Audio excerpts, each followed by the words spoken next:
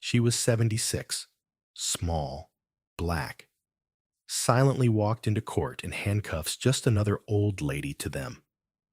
But what no one knew was that she wasn't the one on trial. They were, and by the time they realized who she really was, it was already too late. Dear viewer, what you are about to witness is not just a story. It is a powerful testament to the quiet power and pursuit of justice in places most people ignore. If this is your first time here, I warmly invite you to share where you are watching in the comments below. And if stories like this move you, challenge you, or make you think, consider subscribing and clicking the bell icon. We share voices that deserve to be heard every day. Thank you for being here. Now let's get into the story. The moment Eunice Delacroix stepped into the courtroom, the air changed. It wasn't loud. It wasn't dramatic. It was the kind of shift you only feel if you've ever watched a room exhale too quickly, the hush that follows after a slap no one saw coming. She was 76, black, small-framed. Her spine had long surrendered to time, her eyes did not. They were sharp, quietly observant. She wore a faded blue dress, like something passed down through generations, and she walked with the slow precision of someone who had nothing left to prove and everything left to reveal. But no one in Chain Lake County Courtroom 2B saw her that way. They saw an old black woman in handcuffs. The bailiff barely made eye contact. The court clerk didn't look up. And Officer Jarrett, tall, pale, smug, leaned against the witness bench and whispered to his partner, "She looks like someone's grandmother lost her way to bingo night." They chuckled, unaware that history has a habit of watching men like them. Eunice said nothing. She hadn't said a word since her arrest. That silence unsettled them more than if she'd screamed. Judge Milford Tate, in his 14th year, on the bench, barely glanced over his glasses. He flipped through her case file with the detached rhythm of a man who'd signed too many warrants and remembered too few faces. He squinted. "Miss Della. Cricks, is that right?" She didn't flinch, didn't correct him. Tate raised an eyebrow. "You're not taking the court-appointed attorney?" Eunice lifted her chin slowly, deliberately. "No, Your Honor," she said, voice calm as morning rain. "I'll represent myself." A snort broke the silence. Laughter. Murmurs. A few eyes rolled in the gallery, mostly white, mostly locals. One woman whispered to her friend, "She's senile. Probably thinks this is church." Behind them, journalist Marcus Bell, one of the few black faces in the room, sat straighter. He had come from Detroit to cover corruption cases in rural courts. He wasn't expecting fireworks, but something about Eunice's stillness, her self-possession, pulled him in. She wasn't scared. She wasn't confused. She was waiting. The charges against her were plain on paper: obstruction of a peace officer, failure to disperse disorderly conduct. Marcus had seen a dozen cases like it. A routine sweep. An officer offended by quiet resistance. Then the prosecution played the body cam footage. It began with Officer Jarrett approaching Eunice on the sidewalk outside Chain Lake's public bus terminal. The camera angle bobbed as he walked toward her. She was standing still, tote bag in hand. Alone. No sound. He gestured at her, said something. She didn't move. The footage cut, then came back with sound. "Put your hands behind your back." Jarrett's voice barked through the courtroom's speakers. Still, she didn't react. She turned her head slightly, like she'd heard a bird, not a badge. The video stopped. Lacey Burrell, the county prosecutor, folded her arms confidently. "As you can see," she said, "the defendant was non-compliant." Officers were forced to act swiftly for public safety. That's when Eunice finally spoke. "Your Honor," she said, not turning toward the judge. "May I ask a question?" Tate looked annoyed. "This is not the time. Why was the audio missing from the first part of the video?" A beat of silence. Burrell blinked. "Technical glitch," she replied quickly. "Common with body cams." Eunice nodded. "Then I respectfully request the original file, with its metadata and full audio stream." Her tone didn't rise. It didn't need to. Burrell hesitated. Marcus Bell's pen stopped moving. No one expected this. The old woman in handcuffs had just asked for something most defendants in Chain Lake didn't even know existed. Not a plea deal, not mercy. Evidence. Real evidence. Judge Tate shifted in his seat. "We'll address that during evidentiary review," he said stiffly. But the damage had been done. The air in the room changed again, this time colder. Officer Jarrett glanced toward the screen, then toward Eunice, then back at the judge. For the first time since she'd entered, no one laughed. Marcus scribbled something in his notebook. "Stillness is a weapon if you know when to move." Eunice moved only once more that morning, to place her hands gently on the defense table, palms flat, as if she were steadying the room. No protest, no righteousness, only presence.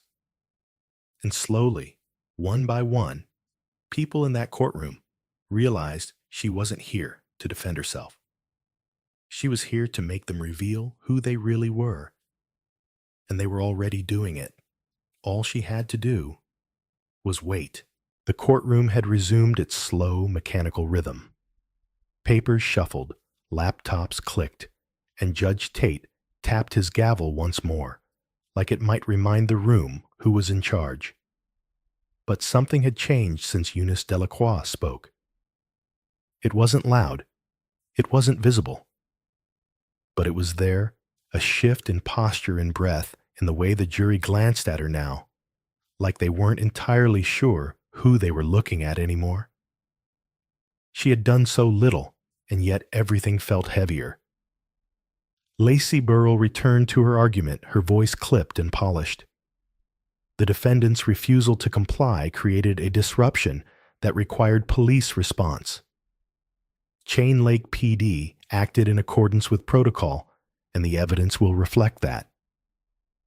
She gestured again to the paused footage still hanging silently on the screen.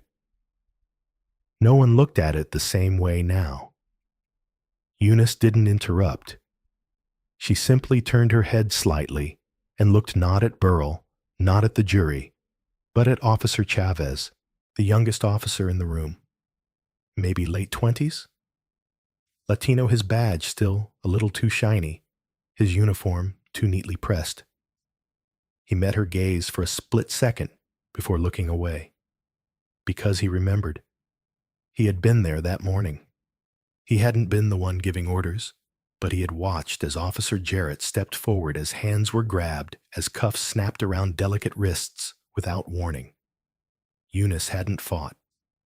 She hadn't shouted. She had only asked one question, calmly, steadily, and the answer had been silence. Now she watched him again, not with accusation, but with expectation.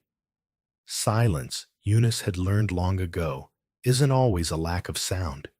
It's an invitation, an opening. And if you hold it long enough, the truth often walks in uninvited. Years earlier, decades really, she had learned this in Montgomery, Alabama. 17, fresh out of high school, waiting at a bus stop with a scholarship acceptance letter tucked into her coat pocket. A white officer had pulled up in a patrol car, gotten out, and shouted at her for loitering. She hadn't moved because she hadn't understood. He hadn't asked a question, he'd issued a warning disguised as confusion. "You deaf girl, or just ignoring me." She had opened her mouth to explain, then stopped, not out of fear, but clarity. What she said didn't matter. His mind had been made up long before she arrived. That day, she had learned how quickly assumptions move faster than reason, faster than evidence, faster than truth. And so she stood still. That silence had cost her a night in holding a bruised shoulder, and a mother who would cry herself hoarse, arguing at the police station door. But it had also given her something that would stay with her for the next 6 decades, the understanding that words can be twisted, but silence makes others choose their own. Back in the courtroom, Officer Jarrett sat smugly behind the prosecutor's table, arms crossed. He leaned in toward Burl and muttered something beneath his breath. Burl didn't respond. Her jaw was clenched now. On the bench, Judge Tate seemed increasingly restless. He tapped the edge of his folder again and again, eyes darting toward Eunice, then away. His voice, when he spoke, lacked its usual authority. "Miss Delacroix," he said, "you'll have your turn to speak in due course. Please refrain from interjecting again." Eunice simply inclined her head. "Of course, Your Honor. No protest, no defense, just presence."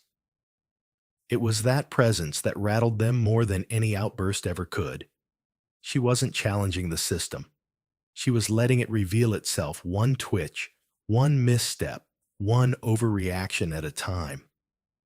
Marcus Bell watched it unfold like a slow burn. He'd covered dozens of courtrooms across Michigan, from civil rights lawsuits to police brutality hearings. But this was different. Eunice hadn't given them anything to push against. That's what made them nervous. The court wasn't used to restraint. It was used to resistance, raised voices, angry gestures, desperate pleas. But not this. This was patience dressed in humility. This was strategy draped in age. The next witness was called a transit worker named Shelby Griggs, a white woman in her mid-40s who'd been near the bus terminal that day. Her testimony was brief and unrevealing. She hadn't seen the full encounter. Just a commotion, she said, and someone not cooperating. The words fell flat now, like someone trying to describe smoke after the fire had been revealed. Then it was Eunice's turn to cross-examine. She rose slowly, not from frailty, but from intention. She took 2 steps forward, hands clasped in front of her, and nodded gently to the witness. "Ms. Griggs," she began, "how many people were at the terminal that morning?" Griggs looked puzzled. Maybe a dozen." "And how many of them were asked to move by police?" Griggs hesitated. "I only saw the officers speaking to you. So to your knowledge, I was the only one given commands. The only one arrested." "Well, yes." Eunice nodded. "Thank you. That's all." She turned and walked back to the defense table, every step slow, unhurried, deliberate. It wasn't about proving her innocence, not yet. It was about proving that something here didn't add up. And the more she let the system speak, the more it said the wrong things. Marcus took a deep breath and typed a headline into his draft file. The court thought she was quiet. Turns out it was just loud enough. In the far corner, Officer Chavez swallowed hard. He looked at Jarrett, then at Burl, then at Eunice. And in that silence, he realized maybe he hadn't spoken up that morning. Not because he didn't know what was happening, but because he did. And now, as Eunice returned to her seat and folded her hands gently on the table once again, she didn't need to look back at him. Because silence, when held with enough care, becomes a mirror. And he had just seen his own face in it. For nearly 2 hours, the courtroom floated in a strange kind of tension, one that couldn't be named, but refused to release its grip. Eunice Delacroix had said less than 50 words all morning, yet the room pulsed around her as if she were conducting a silent symphony no one could explain. The prosecution pressed forward, tightening their grip on procedural language and carefully curated evidence. Officer Jarrett returned to the stand with the swagger of someone who still thought he owned the story. His version of events was clean, linear, emotionless. She failed to comply. She was unresponsive. I perceived her behavior as potentially threatening. It was all too familiar. Eunice didn't object. She didn't challenge the phrasing. She let him speak. Let him claim his comfort in front of a jury who now couldn't quite meet her gaze. But Marcus Bell, still watching from the gallery, knew this moment wasn't about refuting a lie. It was about waiting for the weight of that lie to collapse under its own arrogance. And then it began. It didn't start with drama. It began with a name. Near the back of the courtroom, a clerk from the Federal Oversight Office, young nervous tapping constantly at his laptop, slid his phone across the table toward one of the aides. A message had just come in from a DOJ server in D.C. The clerk read the subject line again, squinting, then leaned into the ear of the assistant. Within seconds, the tension in the air coiled tighter. It moved fast, too fast for anyone to understand it at first. The assistant stood and exited the courtroom. A second aide made a call. No one in the gallery knew what was happening, but Marcus noticed it. The shift, the flutter of bureaucratic anxiety, the kind that only happens when someone realizes they've missed something very, very important. Back on the witness stand, Officer Jarrett continued speaking, unaware the ground was eroding beneath him. At that point, the defendant continued to ignore lawful commands. We were left with no alternative.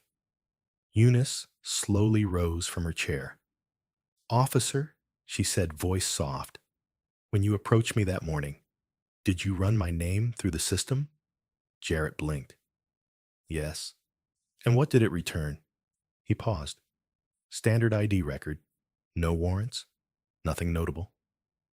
Eunice stepped forward, not dramatically, not aggressively, but with the quiet finality of someone who had waited decades to say what came next. "That's strange," she said. "Because my file isn't stored in the standard system." She turned to the judge, her hands still at her sides. "May I submit a request, Your Honor, for the court to issue a direct identification confirmation with the DOJ Office of Personnel Security?" Judge Tate frowned. "This is a local matter. That's beyond the scope of unless," Eunice said gently, "the defendant is not who you believe she is." That's when the door at the back of the courtroom opened. Two men entered, both in dark suits, badges clipped to their belts. One of them stepped forward, immediately carrying a sealed folder. He handed it to the clerk, then looked directly at Judge Tate. "My name is Agent Monroe, Internal Oversight, Department of Justice," he said, his voice firm but respectful. "Per order from Washington, we're here to confirm the identity of the defendant and to assume observation authority over these proceedings." The room gasped, but not Eunice. She remained motionless, calm. Judge Tate stammered, "This is highly irregular. Not when the individual in question," Monroe interrupted, "holds a federal clearance level that supersedes this court's jurisdiction." He turned to Eunice, nodded once. And in that moment, the quiet woman in the fraying blue dress, the old woman they had mocked, ignored, underestimated, stood taller without straightening her spine. Eunice Delacroix. Monroe continued, "is not a defendant.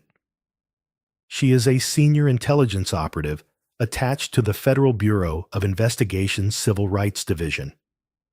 Her presence here is part of an internal investigation into racial misconduct, systemic abuse of power, and due process violations in rural criminal courts." Jarrett's face drained of color. Burrell froze, mid-sentence, lips parted but silent. Tate's gavel slipped slightly in his hand. No one spoke. Marcus Bell could barely move his pen. His breath caught in his throat as he wrote, "She wasn't pretending to be someone else. We just never bothered to ask who she really was." Eunice turned now, not as a defendant, but as a mirror to every person in that room. "You didn't recognize my name," she said softly. "Not because I was hiding, but because you were never looking." She paused, scanning the jury, the officers, the judge. "I didn't come here to defend myself. I came to observe, to listen, to give you the space to show who you are when you believe no one is watching." Judge Tate, pale and rattled, tried to regain control. You manipulated this court." No Monroe cut in. She revealed it. What followed wasn't loud. It wasn't angry. It was simply devastating. Because in the silence that filled the room after that moment, everyone was left alone with their choices. With the laughter, the arrogance, the assumptions. The system didn't fail because of Eunice's silence. It failed because silence was the only thing it never knew how to interrogate. And now they had to answer to it. Not the woman they misnamed, not the old lady in cuffs, but the name no one bothered to know. Until it was far too late. For all the shock that had rippled through the courtroom after Eunice Delacroix's identity was revealed, what followed was not immediate collapse. It was denial, resistance, a stubborn clinging to the illusion of control. Judge Tate adjusted his robe with a deliberate calm, trying to reassert authority not through verdicts, but through posture. Lacey Burrell flipped through her papers as if still searching for a version of events that could erase the one now unfolding in front of her. But something fundamental had shifted, and not because of titles or badges, because nothing about Eunice's presence had changed. She still sat with the same weathered dignity, the same folded hands, the same gaze that seemed to see 2 steps beyond the moment. The only thing that had changed was what the room finally allowed itself to see. This wasn't a performance. Nothing was manufactured. Every chuckle, every condescending glance, every lazy assumption, they were real, raw, documented. And suddenly, the courtroom wasn't worried about what Eunice had done. It was terrified of what it had done in front of her. Agent Monroe remained at the edge of the room, clipboard in hand, not speaking unless spoken to. He didn't need to say anything. His presence was enough. The seal on his folder, the silence in his stance, it all said what needed to be said. This was now federal. And that made what happened next all the more devastating. Eunice stood slow and steady and asked the court to play the officer body cam video again. The same clip they had already reviewed. Judge Tate, trying to recover a semblance of control, allowed it, perhaps thinking it would only confirm the facts already submitted into evidence. But when the video played this time, it did not begin with a muted command or a digital glitch. It began with full sound. Clear, untouched. Jarrett's voice could be heard aggressive and unprovoked. "I said, move along, ma'am. You don't get to just loiter wherever you want." Eunice didn't respond. The footage showed her standing, still arms at her side. No ID, no answer. "You're asking for it," Jarrett muttered. He approached quickly, too quickly, and then there it was. The sound of cuffs being drawn before a single word of resistance. The slam of metal against skin. The gritted voice of a man who wasn't restraining a threat, but asserting dominance. The courtroom was still as the footage ended. Eunice looked at Burrell, whose face had gone pale. "You submitted an edited video as your strongest piece of evidence, she said, not accusing, simply stating. You removed the sound. You controlled the narrative. Burl opened her mouth, but no words came. You didn't tamper with the video because you thought it would help your case, Eunice continued. You tampered with it because you knew what it sounded like, and you hoped no one would care enough to ask why it was silent. Judge Tate cleared his throat but didn't speak. Eunice turned back toward the jury. Nothing I experienced in this courtroom was staged. No script told Officer Jarrett to call me Bingo Lady. No memo instructed the prosecutor to smirk when I chose to speak for myself. No director told the judge to forget my name. You did that on your own. Because you believed no one important was watching. It wasn't said with fury. It was said with something far heavier disappointment. This isn't theater, she said, but you performed anyway. Her voice remained low, but there was an edge now. A razor buried in velvet. When I stood silent, you called me uncooperative. When I asked for evidence, you called me difficult. And when I quoted the law, you swore to uphold. You questioned my sanity. At the prosecution table, Burl stood abruptly. Objection. This is not an appropriate line of overruled, Judge Tate muttered. His voice cracked at the end. The jury sat frozen. One man gripped his seat like it might hold him together.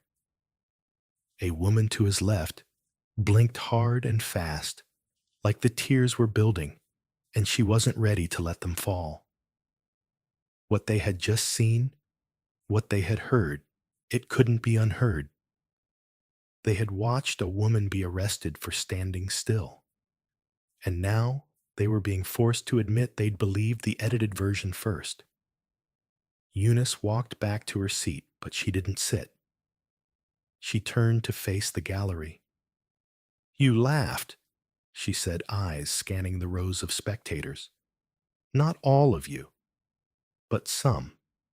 You laughed when you thought this would be easy, when you thought this was about an old woman who didn't know better. She paused, a breath. I knew exactly what this courtroom would do. Because I've spent a lifetime watching what happens when a black woman speaks, calmly stands tall, and refuses to apologize for existing. And then she turned to face Judge Tate. You told me this wasn't a lecture hall, but you ran it like a stage. You thought I was putting on a show. You never imagined I was watching yours. Silence. Even Agent Monroe, composed and professional, lowered his clipboard. Marcus Bell, still seated in the gallery, scribbled one line into his notebook. All caps. Everything they did was real. That's why it hurts. Eunice sat down slowly.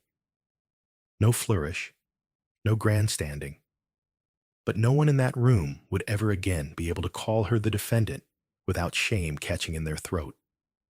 Because the trial hadn't been about proving a crime. It had been about proving a pattern. And all she had to do was let them be exactly who they were. No edits, no staging, just truth. And the silence that finally made them hear it. The gavel never came down again. After Eunice Delacroix sat back in her chair, a stillness consumed the courtroom, not the kind that demanded order, but the kind that marked surrender. No one stood. No one moved.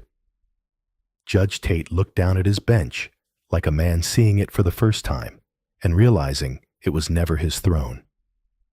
Lacey Burrell had gone motionless. At the prosecution table, her jaw clenched, not from defiance, but from recognition. She had lost something more than a case. She had lost the privilege of not knowing. Agent Monroe stepped forward without flourish, placing a folder on the clerk's desk with the calm precision of a man who didn't need to prove he belonged. He read the final lines from a federal statement. The Department of Justice was officially opening a full investigation into Chain Lake's judicial practices, including a review of all recent court cases overseen by Judge Tate. Every arrest conducted by officers Jarrett Campos and Deegan would be audited under federal oversight. Title 18. Section 242 would be applied, and accountability would no longer be theoretical. Officer Jarrett sat as if shackled to the seat beneath him, eyes flicking toward the door, but knowing it led nowhere.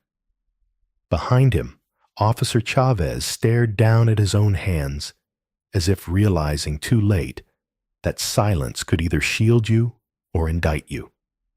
It was never neutral.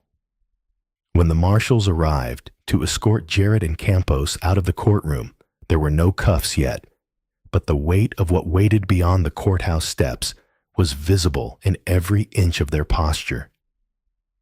What Eunice had done wasn't about punishment. It was about exposure. And there's a different kind of justice that happens when people are made to face themselves in public. Marcus Bell, still scribbling in the gallery, didn't know what to title his story. Every draft line he'd considered, the woman who waited, the courtroom that collapsed, the silence that spoke now felt too small. He looked up at Eunice and realized this wasn't about what she said or even what she revealed. It was about what she made possible. A woman who walked into a courtroom in an orange jumpsuit had become the measure by which they would now judge themselves. Judge Tate finally spoke, but his voice was thinner now. Ms. Delacroix, do you have anything else to add before we recess? She stood, slowly turned, not toward him, but toward the jury, toward the people who had been watching her, evaluating her, waiting for her to break a rule or a tone or a code. I'm not here to tell you what justice should look like, she said, her voice steady. I'm here to ask if what you saw today looked anything like it. She looked from one juror to the next, not accusing, not pleading. Justice isn't how loudly you defend the law, she continued. It's how carefully you listen when it's being misused. And it's what you do when no one's supposed to be watching. She paused. Let the silence fill the room again. I didn't speak because I wanted to see what this court did when it believed I couldn't fight back. That's the kind of justice we rarely get to measure what happens when someone's presumed powerless. She turned back to Judge Tate. I never raised my voice, Your Honor. And yet the whole courtroom flinched. She sat down again the way she always did, gently, quietly, deliberately. Outside, word had already begun to spread. The hallway was full of reporters, some who had never cared much for local trials, but now found themselves racing for space. Federal vehicles lined the curb. And across state lines, phones buzzed with forwarded clips, headline screenshots, fragments of audio from inside the courtroom. By the time the DOJ held their official press conference 2 days later, the clip of Eunice saying, "Silence isn't surrender, it's surveillance," had already gone viral. But Eunice didn't attend the press conference. She didn't issue a personal statement. She didn't take interviews. Instead, she visited an elementary school on the west side of Chicago, her old neighborhood. She stood at a microphone in a library filled with fourth graders and said only this: "When someone tells you quiet people have nothing to say, don't believe them. Quiet people are listening. And one day, they'll ask the question that changes everything." A teacher in the back wiped her eyes without making a sound. A boy in the front row stared like he was seeing a superhero in real life. Later that night, Marcus Bell finished his story. He didn't frame Eunice as a savior. He didn't dramatize the courtroom collapse. He wrote it exactly as it was, a system that exposed itself in the presence of someone who refused to mirror its rage. His article ended with a single line. Justice doesn't always arrive with a siren. It sometimes walks in old shoes, sits still, and listens until the room convicts itself. Eunice Delacroix returned to her home later that week, small, quiet, nothing extraordinary from the outside. But people in her neighborhood stopped her differently now. Not with fanfare, not with awe, but with something simpler reverence. Not because she had toppled a courthouse, but because she had done it without raising her voice. One evening, a teenage girl from the block knocked on her door with a school assignment in her hand.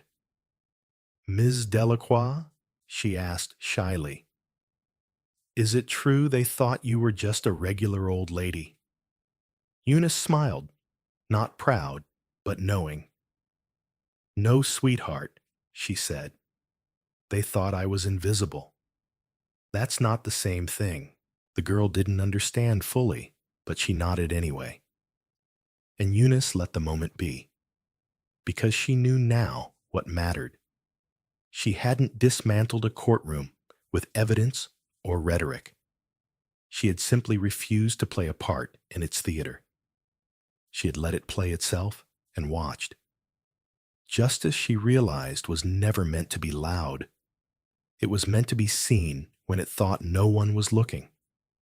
And now, finally, someone was.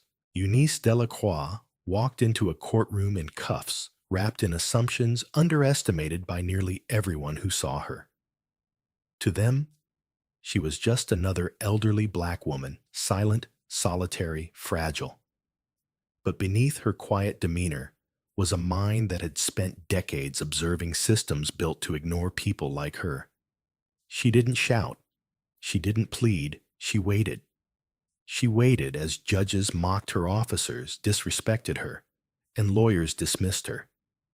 And when they revealed who they truly were, when they exposed their biases without knowing she was watching, she revealed herself not as a defendant, but as a senior federal investigator. What followed wasn't just justice, it was revelation. A corrupted courtroom dismantled itself, not through outrage, but through the power of silence used with purpose.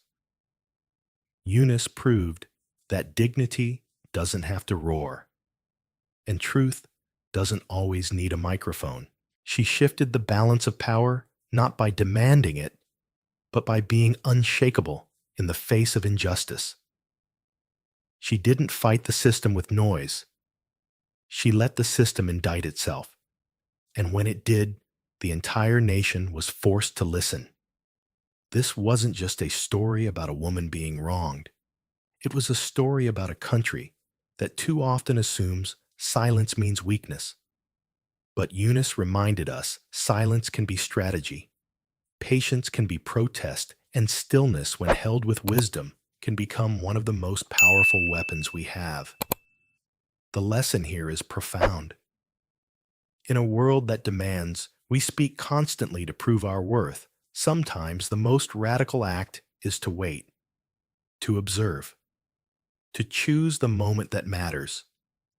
Eunice's story teaches us to listen more carefully, to watch more intentionally, and to never underestimate someone simply because they choose not to shout. So if this story stirred something in you, if it made you reflect, rethink, or even just feel, then help us continue to tell the stories that matter. Stories that don't just entertain, but expose. Stories that remind us of the quiet heroes walking among us every day. Subscribe to this channel. Share this video, because justice doesn't always wear a badge, but it always deserves to be heard.